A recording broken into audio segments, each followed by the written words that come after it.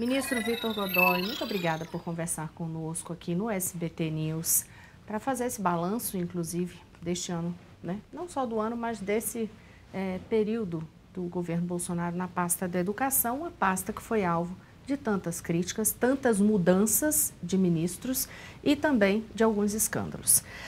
Vamos começar aqui já pelo finzinho, que é o mês de dezembro, que foi toda a discussão em relação aos recursos para a educação, especialmente para as universidades. Como é que termina 2022, ministro? As universidades têm recursos para pagar todos os contratos, as despesas essenciais, enfim. O que é que o senhor nos fala em relação à questão dos recursos? Boa tarde para o senhor. Boa tarde, Rosiane. Um prazer estar aqui. Muito obrigado pelo convite. Nós tivemos anos muito complexos na questão orçamentária por um aspecto muito óbvio, né? Nós tivemos, no meio do caminho aí da nossa gestão, uma pandemia. Então, o governo federal teve que voltar um pouco sua atenção para o olhar da saúde e também para a preservação do emprego, né, de muitas famílias brasileiras. E naturalmente, ao se colocar aí praticamente 600 bilhões de reais na saúde pública, o governo teve que ter uma responsabilidade fiscal muito rígida na parte do gasto público para que a economia brasileira não entrasse numa roda de colapso.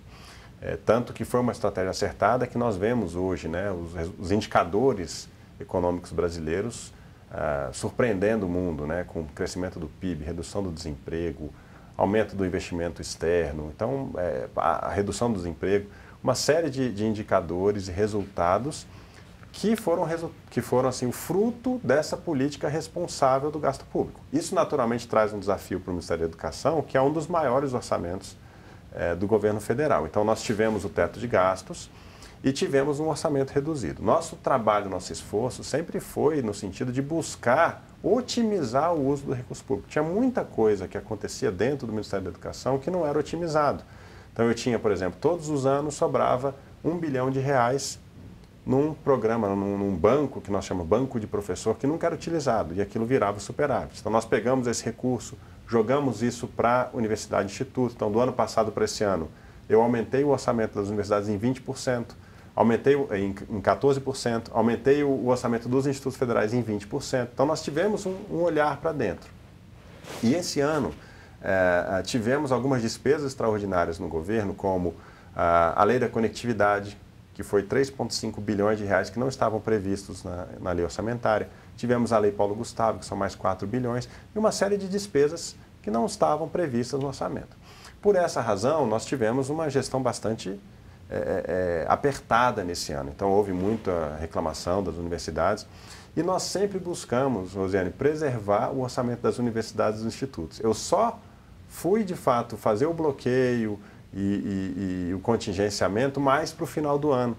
Então, eu fui jogando, né, esses bloqueios e contingenciamentos em despesas que aconteciam normalmente em dezembro e fui preservando as universidades e institutos. Aí teve um bloqueio agora em novembro, logo depois das eleições, e agora, né, nas últimas semanas, nós conseguimos uma liberação aí de 2 bilhões de reais em orçamentário e 2 bilhões de reais em financeiro, que era o que a gente precisava para chegar até o final do ano. Além disso, teve agora a aprovação da PEC, né, da transição. Essa PEC abre um orçamento ainda nesse ano e a minha expectativa é que na segunda-feira nós tenhamos aí mais 3,3 bilhões de reais para auxiliar as políticas da educação. Então nós vamos fechar esse ano muito bem, muito tranquilamente, apoiando todas as universidades, institutos e as políticas da educação. Quando foi anunciado o bloqueio, na virada de novembro para dezembro, as universidades, a Andifes, por exemplo, fez toda uma observação a respeito do risco de não ter recursos para pagamentos, até mesmo universidades não poderem pagar energia elétrica, assim, com até mesmo a questão salarial. Com esses recursos liberados, o senhor dá a garantia de que todas essas situações básicas de manutenção, os salários estão garantidos e também como é que fica a situação dos bolsistas? Perfeito. Salário nunca teve em risco, salário é despesa obrigatória e sempre teve preservado pelo governo. O que afetou foi bolsista e o custeio das universidades, né, algumas obras, enfim. Isso tudo já está equacionado, né? Nós, com essa liberação de 2 bi orçamentário mais 2 bi financeiro, a gente já conseguia já pagar todos os bolsistas, inclusive já foram pagos, né? Garantir o pagamento das bolsas dos residentes médicos para janeiro do ano que vem. E agora, com esse adicional que foi solicitado ao Ministério da Economia, a minha expectativa, inclusive, é ir além. Quer dizer, recursos que as universidades e institutos não estavam nem esperando nesse ano, nós vamos fazer isso acontecer e estamos estudando a viabilidade, inclusive, de dar um auxílio adicional para os bolsistas da educação básica e da pós-graduação pela CAPES. Uma bolsa adicional, tendo em vista que essa bolsa está há muito tempo sem reajuste, então a ideia seria esse adicional para que esses estudantes, né, e esses futuros aí, cientistas do Brasil tenham um pouco mais de condições agora no final do ano. Muito tempo? Quanto tempo? Isso já vem mais ou menos uns 10 anos sem reajuste. Né? As bolsas de pós-graduação no país precisam de um olhar, né, uma atenção especial para que sejam reajustadas. Mas aí vocês criam uma despesa para o próximo governo? Não. Essa despesa é uma bolsa que vai ser paga agora, ainda nesse ano, na conta com o recurso desse ano, então isso inclusive é vedado. Seria só uma espécie desse 13º mesmo, exatamente, não como um reajuste definitivo, é só um benefício de 13º, digamos, para os bolsistas. Exatamente, o reajuste, nós temos todo o estudo que mostra qual que é o impacto orçamentário, já inclusive encaminhamos isso para o Ministério da Economia e estávamos aguardando uma situação orçamentária mais confortável para poder proceder ao aumento, garantindo, né, a responsabilidade fiscal. O que é que falta, só para ter essa certeza, e para quando que seria esse pagamento da bolsa, essa bolsa 13º, digamos assim? Estamos fazendo uma avaliação jurídica, né, precisa passar pela jurídica da CAPES, em se verificando essa possibilidade jurídica, a ideia é que na semana que vem nós tenhamos esse pagamento.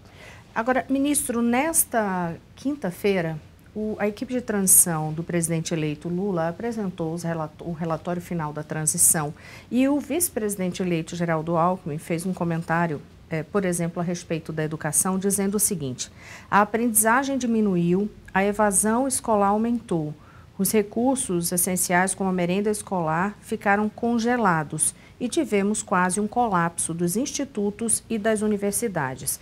Vou dividir esse assunto aí, porque ele faz uma crítica em várias direções, reclamando de um retrocesso no setor da educação durante o governo Bolsonaro. Vamos começar aqui quando ele fala sobre evasão escolar aumentou. Perfeito. Então, a evasão ela aumentou por uma única razão, né? A pandemia. Então, o Ministério da Educação, o governo federal, o presidente Jair Bolsonaro foi contra, e nós fomos contra desde o primeiro momento, o fechamento absurdo que teve nas escolas brasileiras por quase 2 anos. Né? Vamos lembrar que países como África do Sul, Inglaterra, França, Canadá, Estados Unidos, todos esses países, Alemanha, perceberam que as escolas tinham que abrir praticamente imediatamente. Todos esses países reabriram escolas antes de se falar em vacina. No Brasil se criou, né, uma necessidade de se vacinar todos os professores e depois todos os alunos para que as escolas fossem reabertas. Nós fizemos esforços intensos para que isso não acontecesse.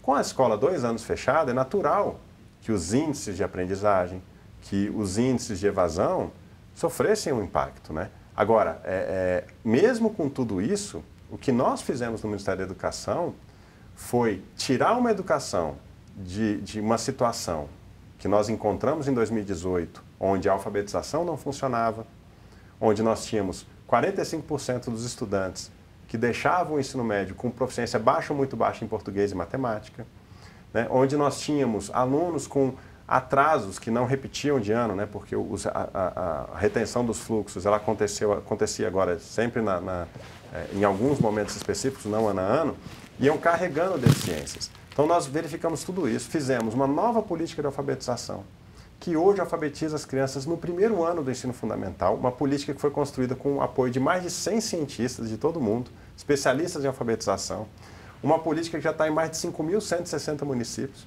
e que em março desse ano, as crianças que não sabiam ler e escrever, em setembro já estavam lendo e escrevendo com o uso da nossa política de alfabetização. Então, vamos lembrar que em 2016, quando se fez a avaliação da alfabetização no Brasil, 55% dos alunos que estavam no 3º ano do ensino fundamental não sabiam ler e escrever adequadamente. 55% no 3º ano. Hoje a nossa política alfabetiza a criança no 1º ano do fundamental, como faz Singapura, como faz Finlândia, e uma política que está sendo super elogiada, inclusive utilizada nas escolas privadas do país. Pela primeira vez na história do livro didático, nós mandamos 3 milhões de livros para crianças de 4 e 5 anos de idade. Né? O PT, com alguns parlamentares do PT, foram no TCU tentar impedir que o Ministério da Educação entregasse livro para as crianças de 4 e 5 anos de idade. Nós ganhamos por unanimidade. Então, quando eles dizem, o governo Bolsonaro acabou com a educação, pelo contrário, nós herdamos uma educação que em 2018, o Brasil no PISA perdia aqui em matemática e em desempenho, na América Latina, para todos os países. E só ganhava de Argentina, Panamá e República Dominicana. Nós somos o 7º país em matemática, o 7º país em ciências, o 5º país em leitura. Quando a gente compara com o mundo, a gente é 55º colocado em leitura, 66º colocado em matemática. Quer dizer, mais de 50 países, 55 países com um desempenho melhor que o Brasil, que chegou a ser a 5ª economia do mundo. Então, veja, essa é a educação que nós herdamos. E o que nós fizemos foi transformar as políticas do Ministério com base em evidências científicas, naquilo que funciona e que está funcionando hoje. Senhor, só para a gente fazer esse comparativo direto, como que estava em relação a essa situação no PISA, como que ficou do exame mais recente, qual é a data? Então, o último exame foi agora, em 2022, o resultado sai em 2023. Natural que o PISA, ele avalia crianças, os estudantes de 15 anos. Então, para que nós vejamos o resultado dessas políticas que hoje estão transformando a educação brasileira no PISA, isso vai levar um tempo, porque esses estudantes eles têm ainda que fazer toda a sua trajetória educacional até chegar nos 15 anos. Quando nós olhamos, por exemplo, o PISA de 2018, ele é o retrato da educação do governo lá do PT, que começou em 2003. Então, aquele estudante que estava em 2003, 2004, 2005, entrando no sistema educacional, ele foi avaliado em 2018 lá no PISA. E aí mostra o retrato da educação deles. E mostra esse retrato que é uma tragédia, que o resultado do Brasil é realmente muito ruim. Só para que você tenha uma ideia, nós criamos uma política agora de recuperação das aprendizagens. São 2 anos de trabalho. Essa política tem sido elogiada em todo o mundo como uma política de referência para a recuperação de aprendizagem. Já estamos em mais de 2.300 municípios, com mais de 6 milhões de crianças e estudantes sendo recuperados. Nós fizemos uma avaliação dos estudantes do 6º ano, no início desse ano agora. Esses estudantes, em matemática, só 2% deles estão no nível adequado de aprendizagem para o 6º ano. Só 2%. E quase metade desses estudantes não tinham o nível de conhecimento básico das 4 operações da matemática. Isso não é efeito de pandemia. Isso é má qualidade de ensino, que vem desde lá de trás. Quando nós olhamos língua portuguesa, 86% das crianças, dos estudantes do 6º ano, não estavam no nível adequado de aprendizagem. E 1/3 deles não estava alfabetizado. Isso, novamente, isso não é pandemia. Porque no 6º ano, essas crianças já estão com 11 anos de idade. E já deveriam estar lendo e escrevendo já desde o 1º ano do fundamental. Então, veja que quando eles tentam criar, nesse relatório de transição, um cenário do caos, é porque eles sabem o que foi feito pelo nosso governo, que são políticas reconhecidas hoje no mundo, baseadas em evidências, e daqui a pouco eles vão botar um rótulo lá deles, dizendo que eles que fizeram isso e que transformaram a educação brasileira. Se não for isso, é porque realmente não conseguiram nem compreender o que foi feito dentro do Ministério da Educação, porque nós os recebemos lá, nós demos todo o espaço, inclusive para as reuniões, para esclarecerem dúvidas, e muitas das reuniões que tivemos com eles, eles elogiaram as nossas políticas, e no relatório isso não aparece. Agora, ministro, o senhor fala de um levantamento que vocês fizeram neste ano, do 6º ano. De toda forma, já tinham 3 anos de governo Bolsonaro. Não já teria que ter tido uma política ao longo desses outros 3 anos, para que eles chegassem no 6º ano com uma situação melhor? Então, mas as escolas estavam fechadas. Ficaram 2 anos fechadas. E outra coisa, vamos lembrar, o governo do PT, que começou lá em 2003, não preparou as escolas brasileiras, Rosiane, para enfrentar uma pandemia. Então, quando chegou a pandemia, as escolas brasileiras não tinham internet, os alunos não tinham equipamentos, não existia plataforma de ensino implantada. E aí, como é que você vira a chave, de repente, como fizeram as escolas privadas, porque nas escolas privadas se fez o investimento adequadamente, como é que se vira a chave para as crianças não terem interrompido as suas atividades escolares? Então, os professores no Brasil inteiro tiveram que se reinventar e correr atrás para tentar auxiliar ao máximo as crianças naquele período. Então, veja, o governo federal foi contra o fechamento das escolas. estados e municípios fecharam, e aí tem absurdos que aconteceram, que se eu for contar aqui, assim, a gente entende um pouquinho o que aconteceu. Cheguei aí em municípios que todos os professores já estavam vacinados, toda a população já estava vacinada do município, e o município ficou com a escola fechada por mais um ano. Então, isso aconteceu Brasil afora. E aí quer dizer assim, querer dizer que com todo esse tempo de escola fechada foi responsabilidade do governo federal os impactos que aconteceram na educação brasileira? Não.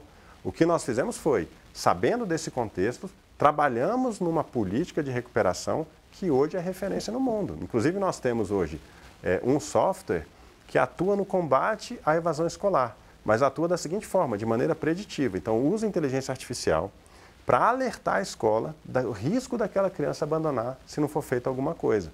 Então, fizemos também a parceria com o Ministério da Cidadania para o Disque 100 Brasil na Escola. Então, hoje, qualquer cidadão brasileiro pode notificar no Disque 100 se uma criança estiver fora da escola. E tem toda uma rede de proteção que vai alcançar aquela criança e trazer de volta para a sala. Criamos ferramentas de tecnologia, que, aliás, tecnologia foi um dos pilares da nossa gestão hoje no Ministério, com parcerias com Google, Microsoft, investimento recorde em tecnologia. Nós conectamos 26 mil escolas durante a pandemia. Hoje só faltam 12 mil escolas. Ano que vem, todas essas 12 mil escolas vão ser conectadas à internet. Então, fizemos assim, uma grande revolução também de tecnologia, ferramentas para corrigir redação dos alunos com inteligência artificial. Então, nós demos um grande salto de investimento. Agora, educação, tudo que nós fazemos hoje, vai levar um certo tempo para que se veja o resultado. Uma das reclamações que foram feitas ao longo da pandemia pelas instituições, as associações, né, das pessoas ligadas à área de educação, era da falta de uma coordenação, da demora para que fossem adotadas algumas medidas e também do próprio troca-troca de ministros, no caso da pasta da educação.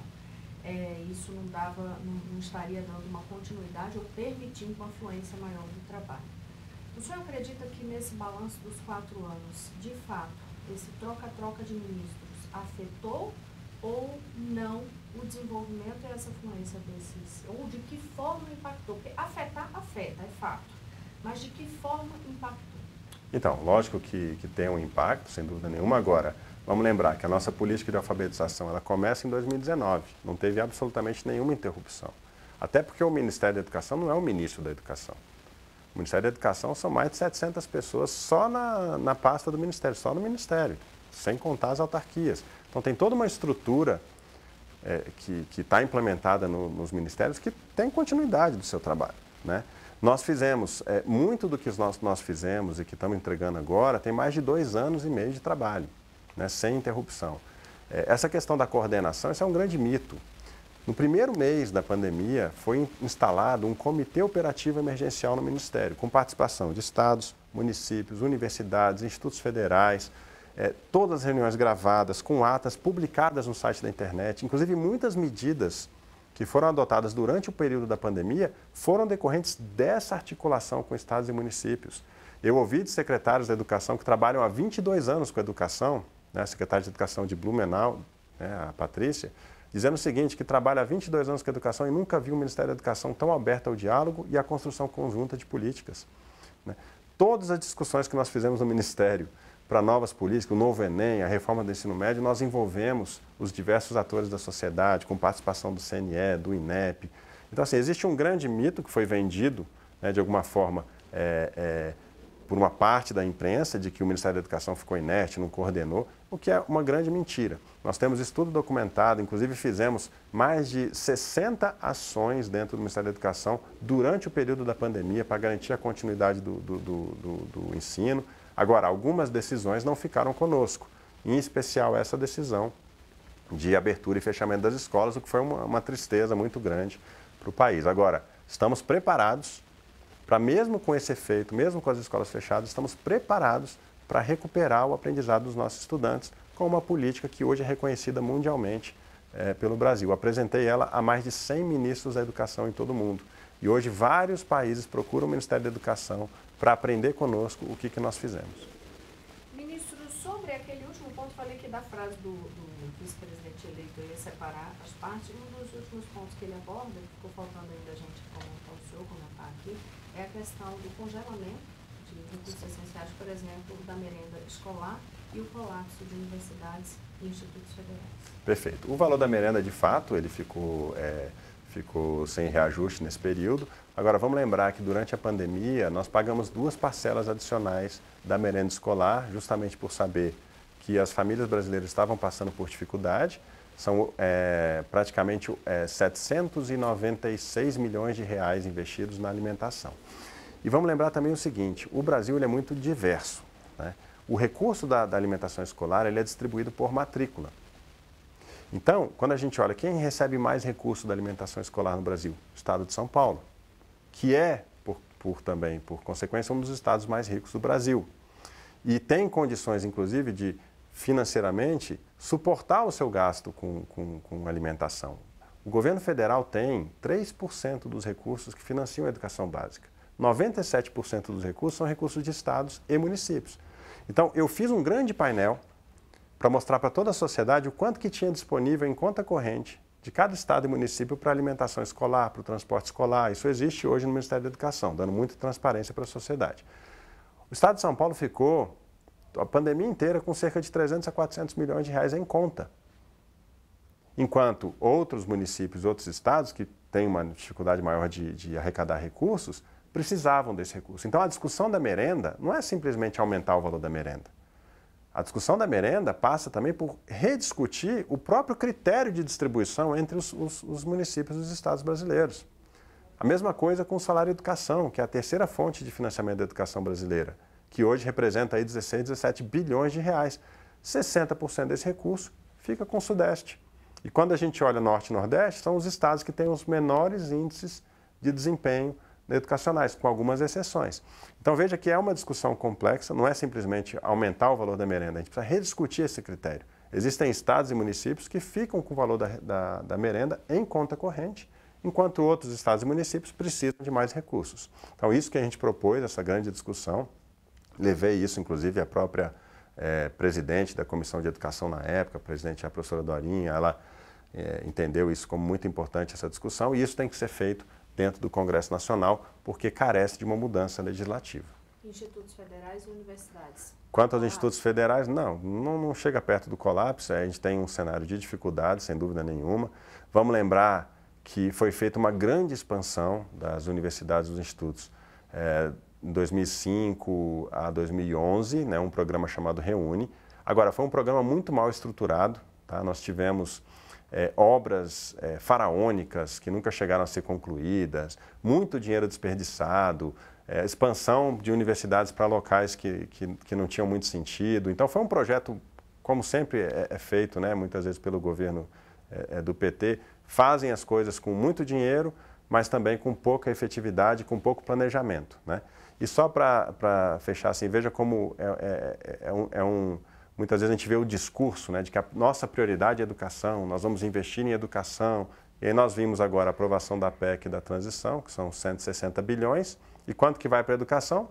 6%, 6,8% que estão colocando na educação. Se a educação fosse prioridade, a educação seria o primeiro ministério com mais recursos para de fato apoiar e investir na educação. Nós não tivemos uma PEC da transição que tirou do teto de gastos 160 bilhões de reais. Se eu tivesse esse recurso para gerir durante todo esse período, nós teríamos feito muito mais, com muito mais efetividade do que era feito. De toda forma, a PEC da transição, o foco inicial era cumprir uma promessa que inclusive era promessa de campanha também de Jair Bolsonaro, que é para garantir o Auxílio Brasil, ou como vai voltar a se chamar, Bolsa Família, de R$600, que não tinha previsão no orçamento, né, ministro? Exato, só que com a própria decisão que teve do STF, isso já estava garantido na própria decisão do ministro Gilmar Mendes, e com a aprovação agora dessa PEC, se tinha essa oportunidade, né, de, se educação é prioridade, vamos investir em educação e não 6,8% do valor da PEC da transição.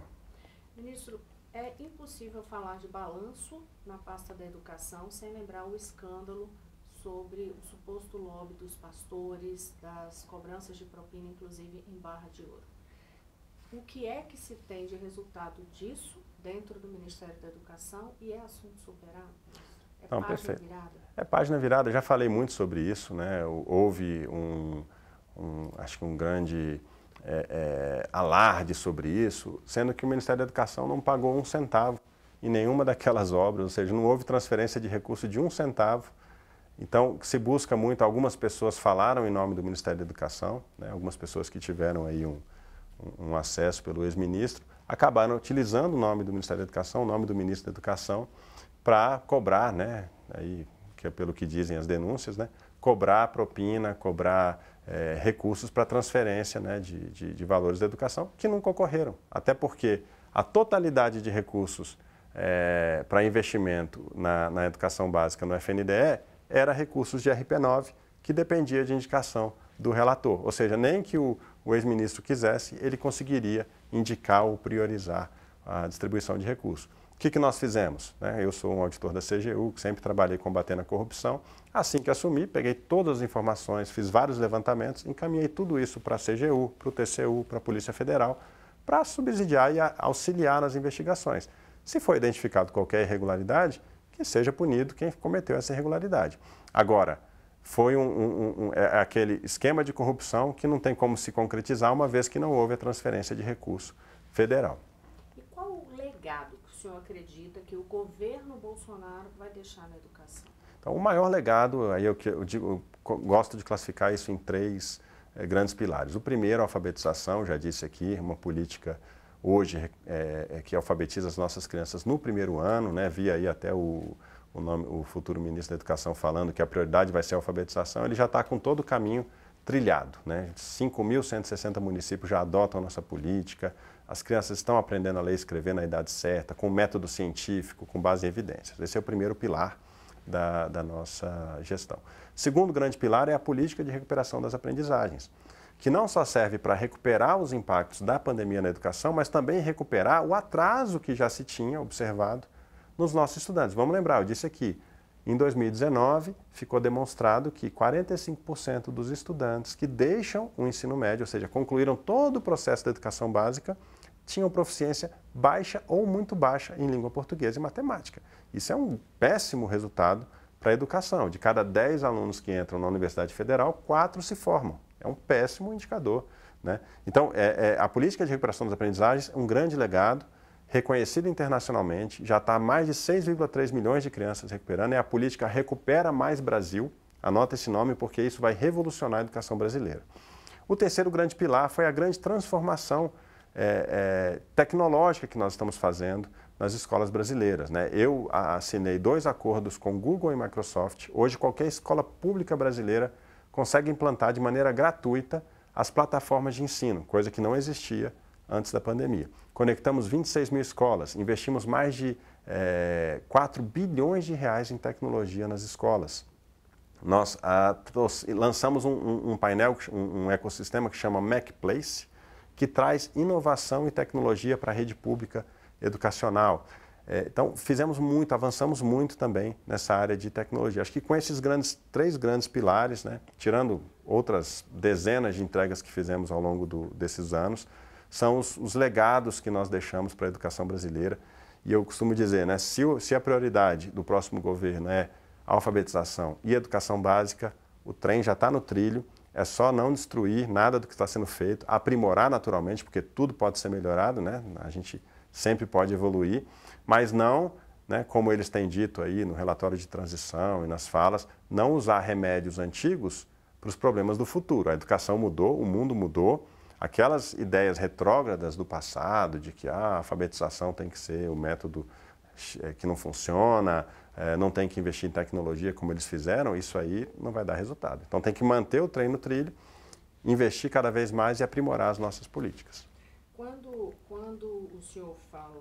o senhor fala aqui nos legados, um tripé, né? Esse legado num tripé, o senhor fala em alfabetização, política de alfabetização e política de recuperação, é algo que não se vê o resultado hoje de imediato. Então, há de se pensar que o legado de Bolsonaro só vai poder ser visto nos próximos anos. Em quanto tempo será visto esse legado? Na alfabetização, nós já temos o resultado, né? Hoje nós fizemos um evento no Ministério transmitido ao vivo, onde foi feito um estudo comparativo estatístico, qual é a diferença do uso da nossa política de alfabetização com as escolas que não adotaram o nosso método de alfabetização. Está demonstrado por dados que o uso da política de alfabetização do Tempo de Aprender, programa Tempo de Aprender, aumenta em 27% a efetividade da alfabetização das crianças nas escolas vulneráveis e 22% nas escolas não vulneráveis. Então, nós, em termos de desempenho, o desempenho dos alunos que utilizaram a nossa política é muito superior aos alunos que não utilizaram. Então, na alfabetização, temos dados concretos. A política de recuperação das aprendizagens também. Nós já conseguimos, são 4 ciclos de avaliação por ano, e nesses ciclos nós conseguimos acompanhar aluno por aluno, e já conseguimos ver o desempenho melhorando em língua portuguesa, matemática e ciências. Ministro Vitor Godoy, muito obrigada por conversar conosco. Se tiver algum outro ponto que o senhor acha importante destacar, a palavra com o senhor e para as suas considerações finais também. Não, só dizer que para mim foi uma honra, né, poder ter permanecido aí no Ministério da Educação esse tempo, trabalhar na equipe do presidente e dizer que tudo isso que nós construímos no Ministério da Educação só foi possível por essa autonomia que o presidente da República nos deu para montar uma equipe técnica, uma equipe comprometida com a educação e que trabalhou dia após dia, né, para superar esse maior desafio da história educacional e mesmo assim nós temos resultados muito positivos e muito favoráveis para mostrar para toda a população brasileira.